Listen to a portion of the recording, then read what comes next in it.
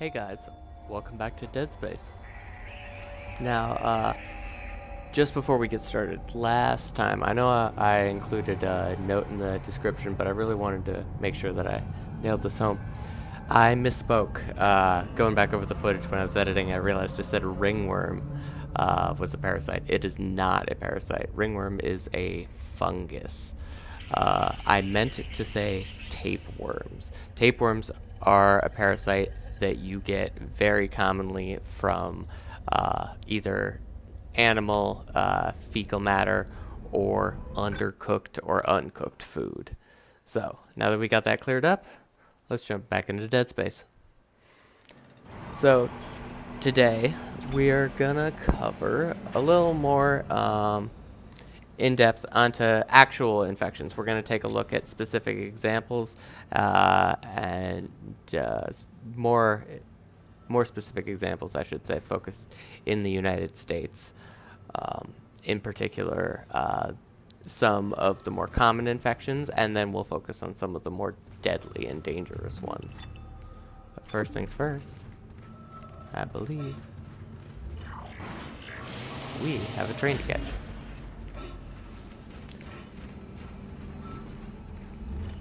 Alrighty, off we go. Daily grind. So,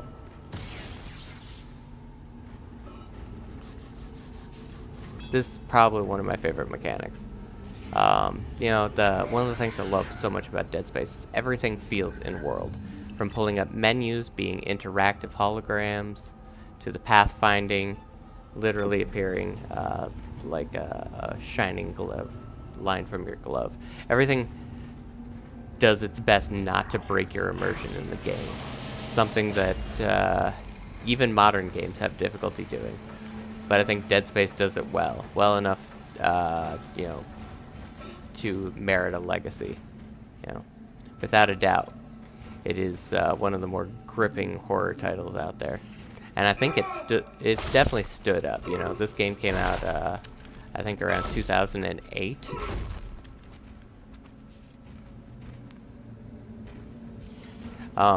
And it's really held its own. You know, it's still fun to play. You know, the graphics still hold up pretty decently. All in all, you know, solid game, and you can get it pretty cheap anywhere you buy games. You know, like I said, it's quite a couple years old, at least 10 years old at this point. So, good game overall. Hey there, buddy. You and I are gonna be real good friends. Let's go make an acquaintance. Oh, look, he's shy. Come here, sweet cheeks. Let Papa Isaac give you some love.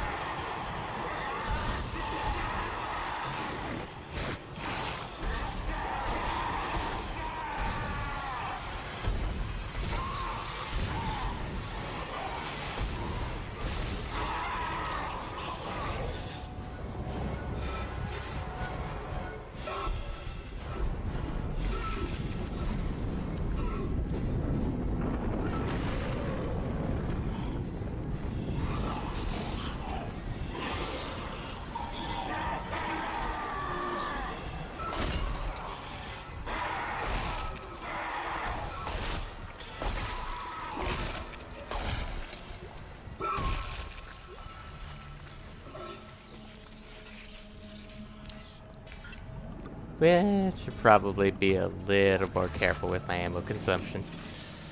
Unfortunately, playing on hard, that can be easier said than done. Alrighty.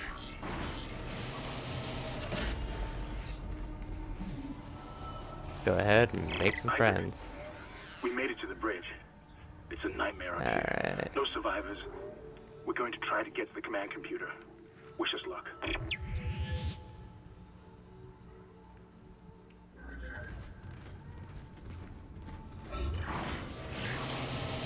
Alrighty. There we go.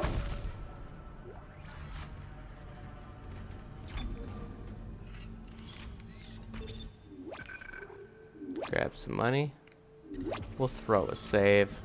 Yeah, I'm always a little paranoid when it comes to saving. I always feel like it's just the next thing right around the corner that's gonna kill me and set me back like 12 hours of progress. You know what I mean?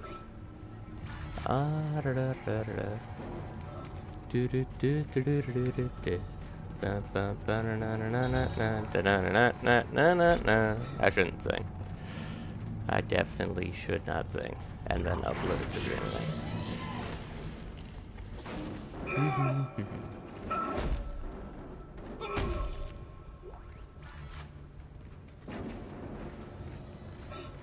There we go.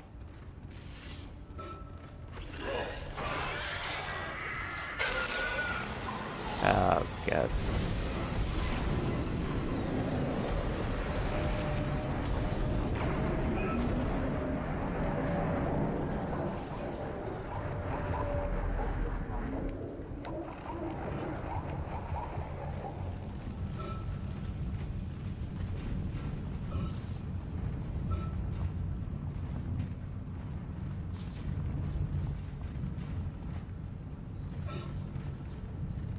Alrighty.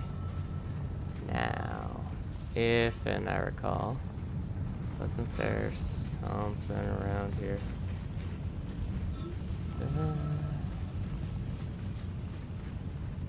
No? Nothing? Apparently not. My mind's playing tricks on me.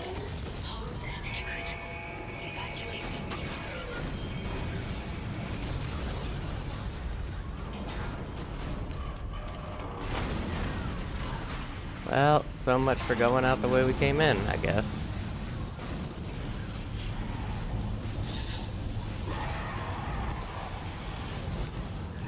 God, I love these set pieces. Classic. Reminds me of sitting in my college dorm playing video games again.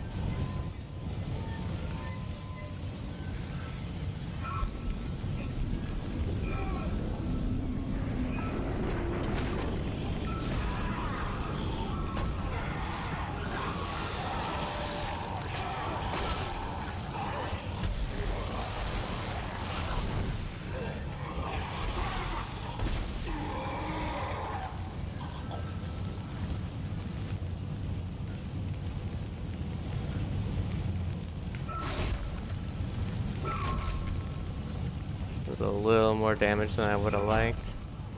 A little less ammo than I would have liked. But, oh well. I suppose.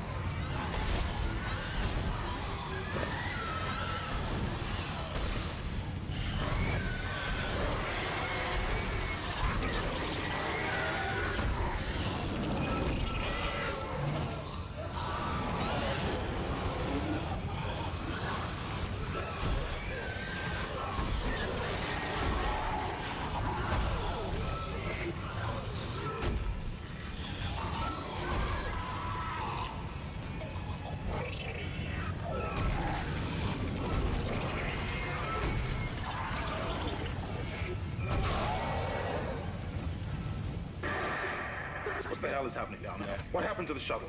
That was our ride home. It's the only way off the ship. Kendra, No, Hammond! This changes everything!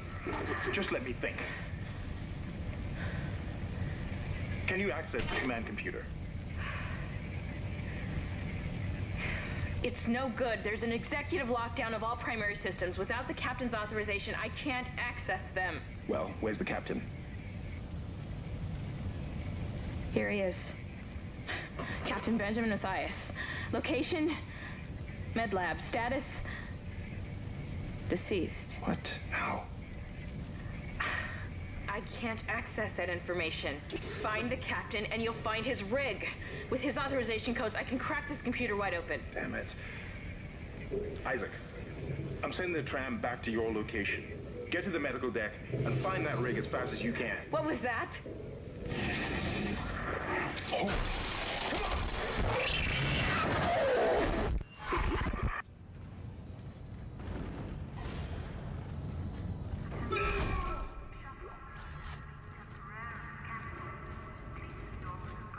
Ah, how did I miss that on our way through?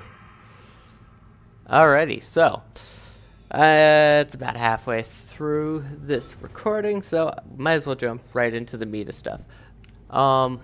Today I thought we'd talk about the most common infections found in the United States, with the biggest ones being, outside of your basic cold and influenza. The next leading one is UTIs, which are urinary tract infections, for those who don't know. A urinary tract infection is increasingly common as you get older, from a number of circumstances.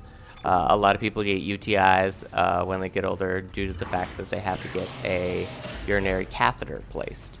A urinary catheter, for those of you who don't know, is a tube that is inserted through the urethra into the bladder to assist with people who may not be able to urinate on their own anymore. So as you can imagine, that leaves a lot of open space and tissue and potential for infection. Really just terrible stuff. But UTIs can also be gotten by anyone. Technically, I'm losing my train of thought here. It's less likely to find them in young men than it is to find in young women. Women in particular are more vulnerable to UTIs, just because their sex organs are internal. So the chances of a woman getting a UTI after sex is much, much higher than that of a man. But it not to say that it doesn't happen. All kinds of stuff can cause a UTI.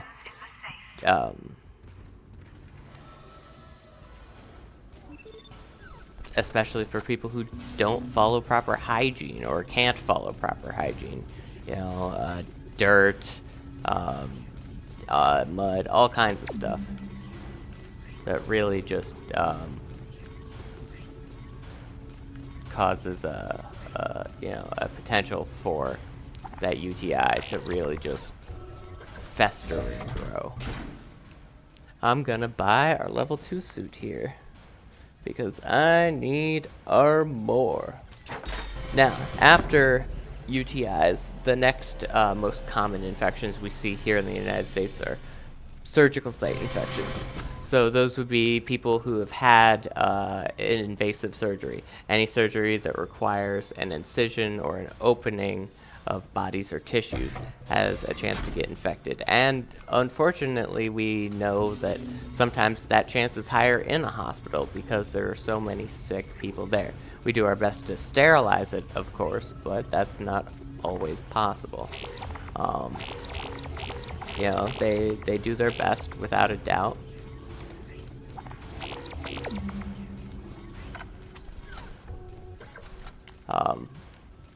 But sometimes these things happen, especially with the rise of diseases that are resistant to the drugs and chemicals we use to clean. Speaking of resistant drugs, let's talk about MRSA. MRSA, which is a antibiotic-resistant staphylococcus. Now, MRSA is becoming a more and more increasing problem in the United States. Chances are, if you have someone older in your life or you work with the elderly, you probably know about MRSA. MRSA is something that MRSA is a strain of Staphylococcus that we actually naturally carry in our bodies. The problem is that the particular strain of MRSA that's making the rounds now is severely antibiotic resistant. So, like we talked about in the previous video last time, we know that too much bacteria, even bacteria that's inside of our bodies, can cause infection and disease. So this MRSA has become increasingly resistant to the stuff that we normally use to fight infections. So it's becoming a bigger problem, especially in the hospitals, especially with the overuse of antibiotics. we have an overuse of antibiotics for sure in the United States. You know, you get antibiotics for everything. You can buy antibiotic ointment at your pharmacy. You can get prescriptions for high-level antibiotics like doxycycline for most infections. You know, then even our food. You know, cattle and farming animals designed to be slaughtered for human food are now given antibiotics because of the massively unsterile and unclean conditions they're being kept.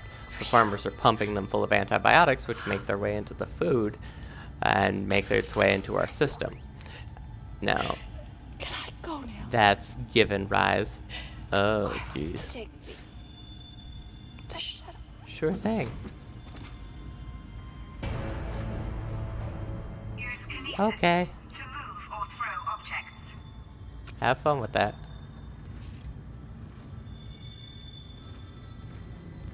Alrighty.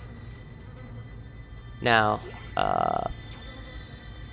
where was I? Oh yeah, we do definitely have an unfortunate rise in antibiotic-resistant bacteria.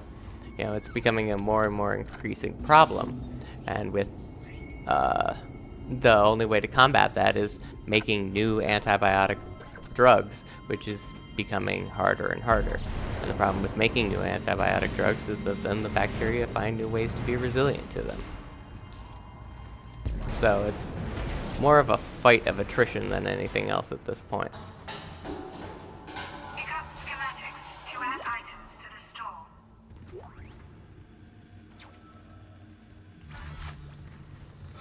So the last disease on our list of common American infections is cellulitis. Cellulitis is extremely common, you know, and a lot of obese patients do have cellulitis, and cellulitis can lead to obesity. So it's an unfortunately vicious cycle that tends to repeat itself over and over again. But like I said in previous episodes of this series, cellulitis is an infection that causes inflammation and fluid buildup in the limbs. The arms, the legs, the hands, the Kendra's feet. gone. One minute she was there, and I can't believe I lost her. We can still do this. Get me the captain's rig codes, and we'll find Nicole. Looks like the crew barricaded the door to the emergency wing. We'll have to blow through it to get to the morgue. Get some thermite from medical storage, and a shock pad from zero-G therapy. Should be down the corridor. Communication is useless in all this static.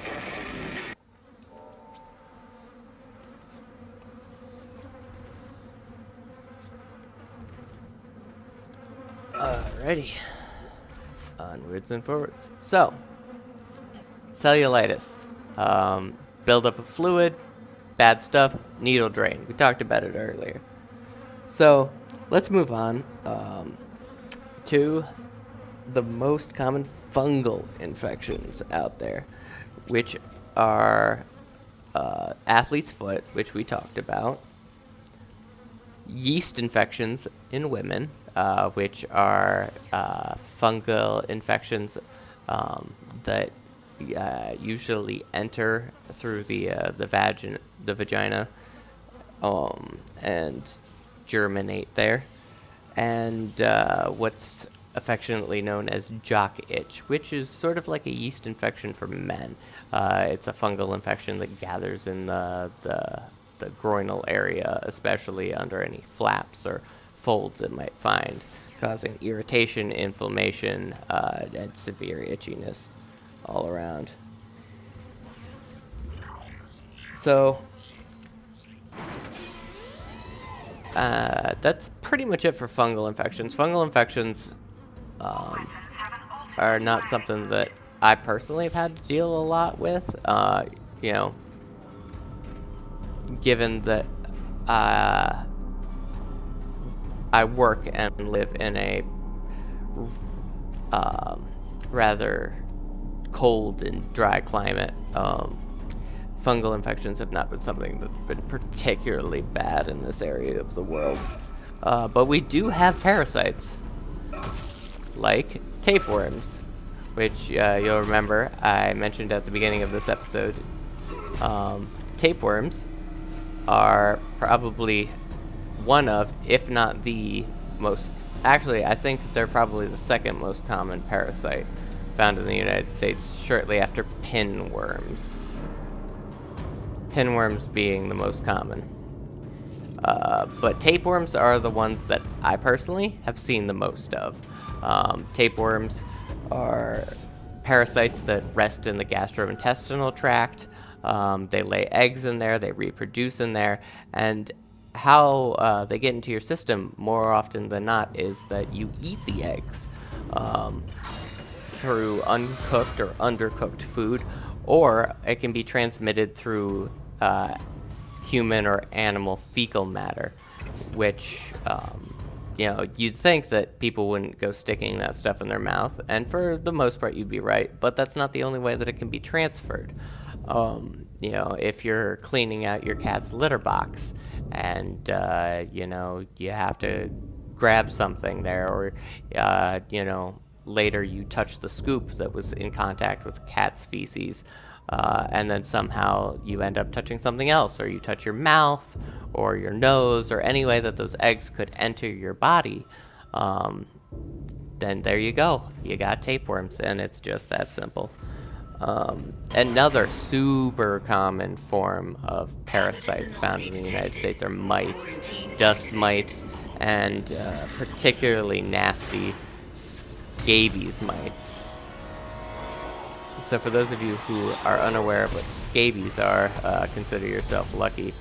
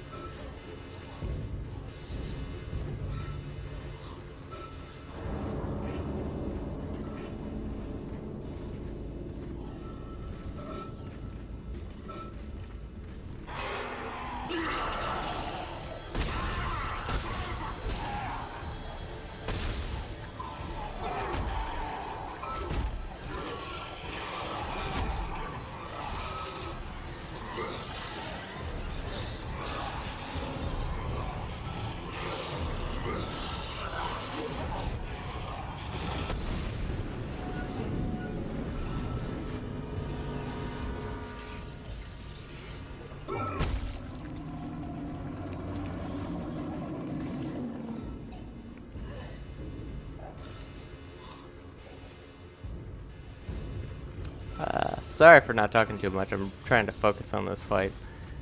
I always end up getting sucked into this sort of stuff really easily.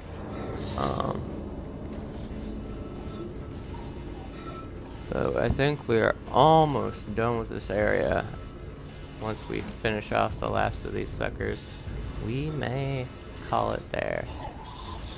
Let's see. Do I have to go down there to finish them off? Probably. I can hear one of them slurpling around down there.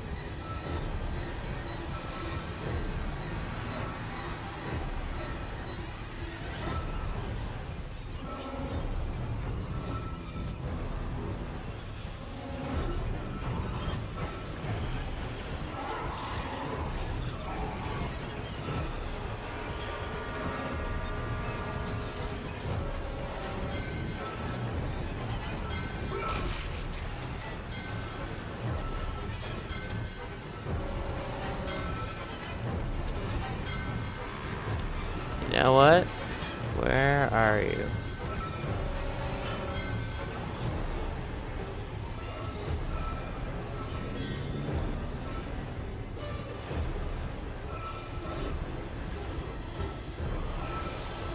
He's gotta be down there somewhere.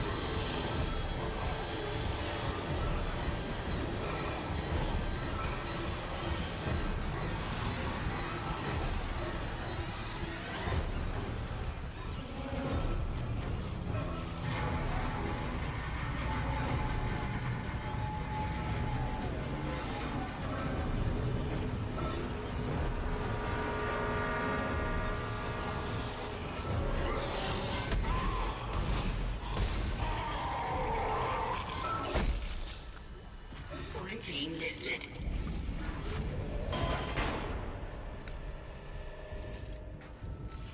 There we go. God, that must have been frustrating to watch. Sorry about that, guys. But we will pick up next time with the rest of our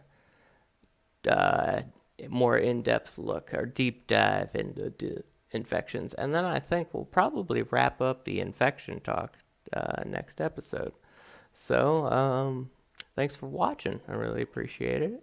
And if you enjoyed the video, let me know about it. If there's stuff you didn't like or stuff you think I could improve on, hit me up in the comments. I'm always looking for constructive criticism or advice. So I will wish you guys a good day. What can I do to make you think